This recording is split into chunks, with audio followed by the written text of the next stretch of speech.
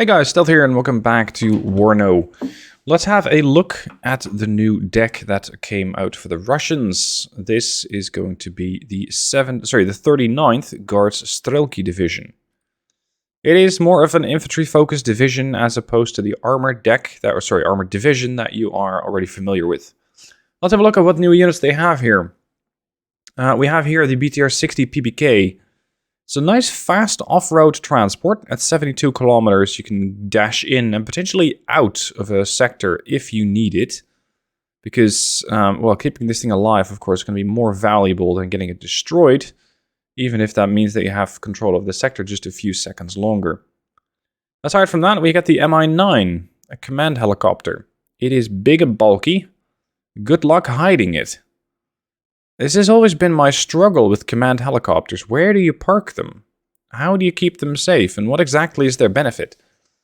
Because the only benefit currently that I see to the command helicopters, as opposed to command transports, or if you will, command APCs, command IFVs, command infantry, and of course command tanks, is that these guys arrive faster. And so far, what we in WARNO have not yet seen is airborne command infantry, much like you have in Wargame Red Dragon. And the moment that those guys arrive, I think that the Mi-9s, such as these, have basically no role. They basically have not really a reason to exist, or not, as far as I can tell, a reason to be picked. Anyway, for this deck, I would probably take the BMP-1. You got the 73mm gun. If something shoots at you at the front armor, you'll take it. Just don't expect it to be really that susceptible or survivable when dealing with a battle group that consists of at least one tank. Transport, logistics-wise, we got the Ural 4320 and the MTLB. I'll probably take this. Infantry. No new contenders. No new contenders.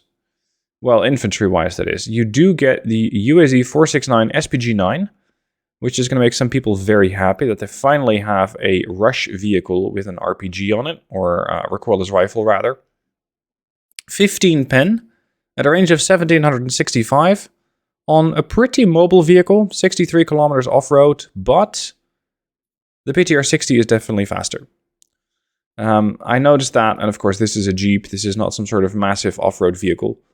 And I suppose you could, I suppose you could set up some ambushes with these things. Or if you really want to, rush somebody with them. And unless they have absolutely no form of fire support, they might actually take some damage.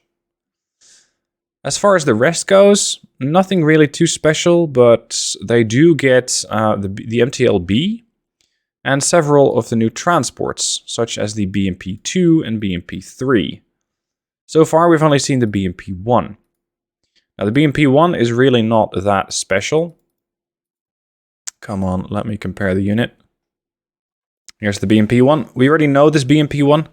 2A28, the 73mm gun, the Malyutka. I find that the Malyutkas in this game are actually pretty useful, just because they keep tanks relatively well at bay. The BMP-2 also gives you some better options in that respect, because it gets the Concours M. Now, in this particular role, I think that the veterancy of your infantry is going to also very much matter to the veterancy of the vehicle. Because having a BMP-2, let's say I would take them with the Guards Strelki. There.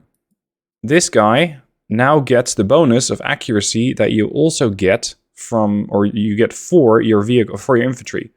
So if you take a couple of elite BMP Guards Strelki, you get a 67% accuracy on the Concours M at a good range and with pretty damn good penetration.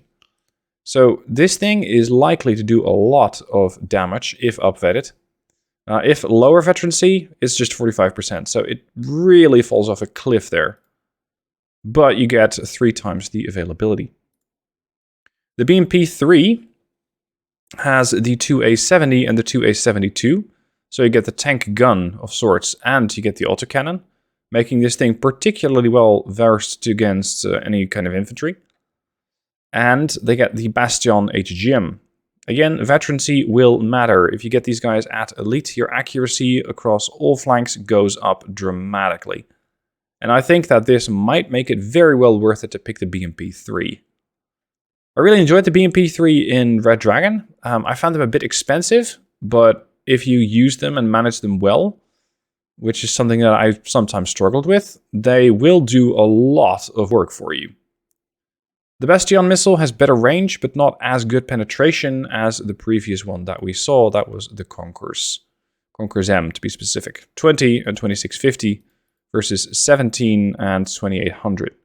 So you're sacrificing a bit of range with the Concourse for pen, and this is the other way around. As for the rest, the Motor Strelki with the Metis are also able to be transported in the MTLB. This, I'd say, makes them more interesting, because this means they're cheaper. And the Metis have a very nice zoning ability with that 26 AP of theirs. This means that you're going to get these guys on the cheap, and that for 65 points you can have 6 of them per card, for a total of 12 if you're so inclined. This is going to be absolute ATGM hell for tank decks, because there will be ATGMs flying out from every bush and branch, and they're all going to do a lot of damage to your tanks. As for the rest, nothing new. Party, Acacia, Gvozdyka, and the Grad were already in, but the Uragan is new. So why would you want the Uragan over the Grad? Well, more HE damage. You're going from 1.83 to 3.3, and your range increases by about 32 kilometers. 32 kilometers. The Uragan has a lot of range, less ammunition. Rate of fire is also about half. But if you soften up the enemy with the Uragan, and maybe not even soften up, maybe just eliminate them with the Uragan, your infantry can walk in fairly, well, not maybe entirely uncontested, but let's say that you have a couple of damaged / panicked tanks after your Uragan hits them. After that, you send in a couple of BMP3s to mop up the infantry, and maybe the Motor Strelki or the Motor Strelki Metis will be able to deal with the tanks. As far as the tanks, nothing really too special here. We got the Concourse, and the new kid on the block is the Sturm. Keep in mind, all of these stats are subject to change. The Sturm has the Kokon missiles, much like the Concourse. Sorry, the BRDM Concourse, I mean. The ground range... Oh, sorry, it's the Kokon versus the Concourse. It's not quite the same missile. They have the same amount of pen, but the range on the Sturm is better. I'm not exactly sure if we're going to see a price balancing between the BRDM and 2 Concourse and the Sturm S, because based on what I'm seeing here, I would always pick the Sturm, and I don't really see why you would want the Concourse, because it's twice as expensive, it has less range and less accuracy. Why is this better than the Sturm? Why is it warranted that it has twice the price? I'm not exactly sure. If you do, let me know down below in the comments. As for the rest, well, you don't have a lot of armor options. You got the T80BV as your best tank, giving you 18 pen. So definitely bring a couple of the Metis to support, yes, support your tank if it wants to deal with enemy armor. Or maybe just play it in reverse and say, you know what, the infantry is going to be the mainstay. It is a motorized, or it's a mechanized-ish deck. And the tank is there to support the infantry, not the other way around. T64BV, sorry, this is your best tank. The T64BV is your best tank. Slightly better than the T80BV. You get the same amount of armor, although your side armor on the BV is worse.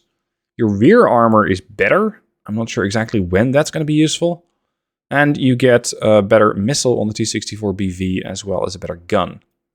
Aside from that, well, you got the T80BV, which is slightly faster by 4 kilometers, but that's it. You don't really get this deck for the tanks. If you want to play tanks, play the tank deck. Recon. BRDM 2, just a couple of machine guns, Razvedka and Razvedka Heavy. The Grenzer, they get the RPG 7, RPG 7V rather, with 23 AP.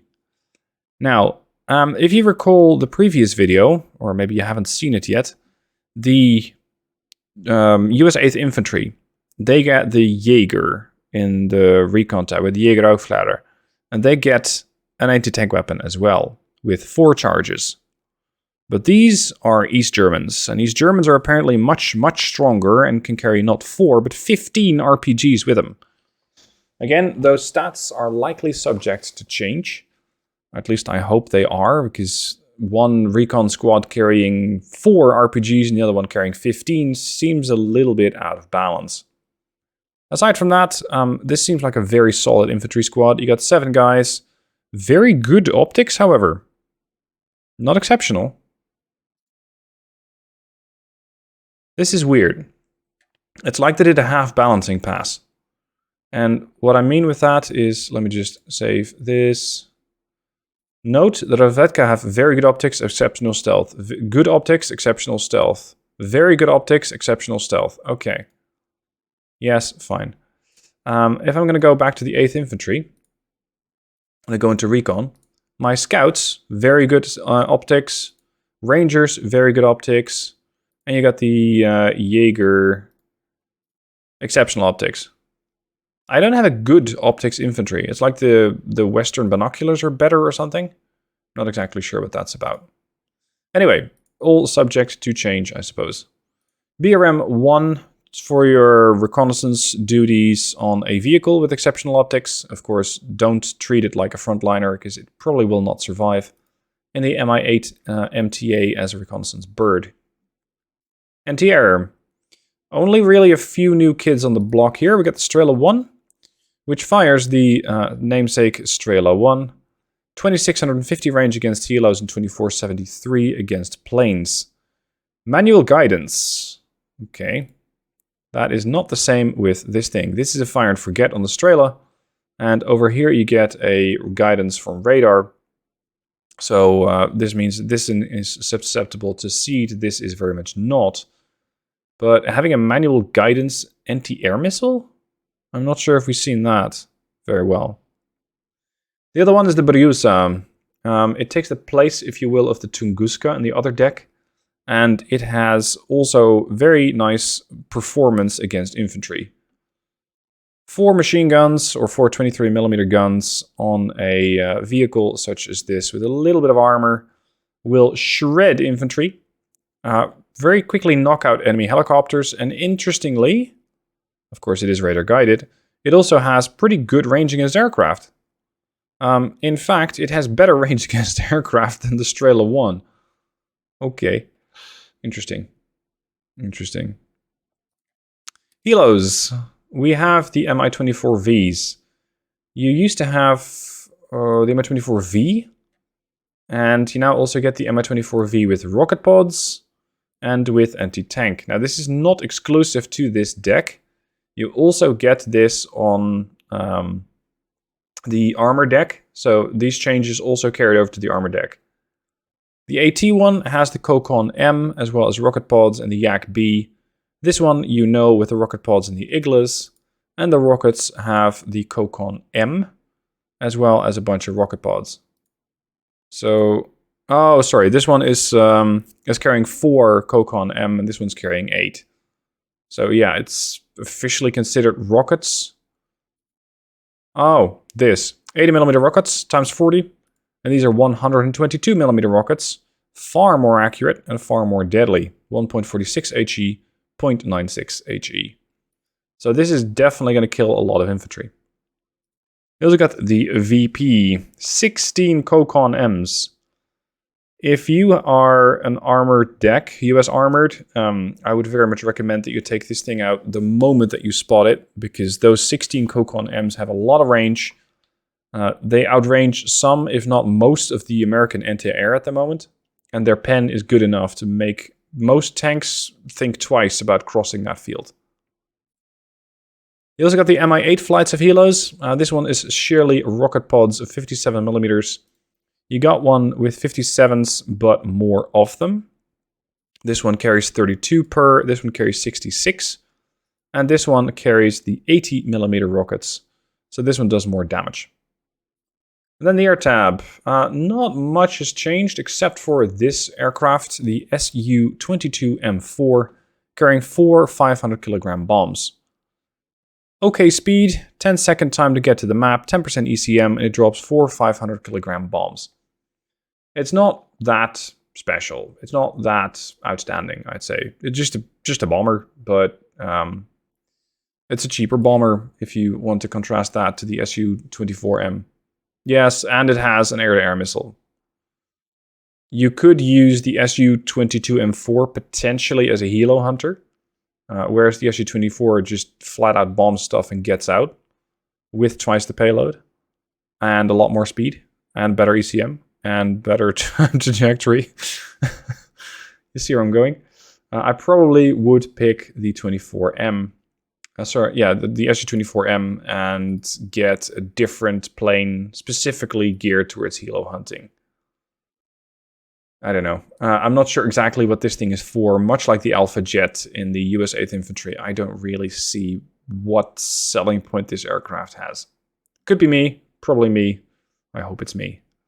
Anyway, that's it for this video overviewing the deck. I'll play them and I'll let you know what I think about them once I have. Let me know what your thoughts are down below in the comment section, and I'll see you guys soon for more videos.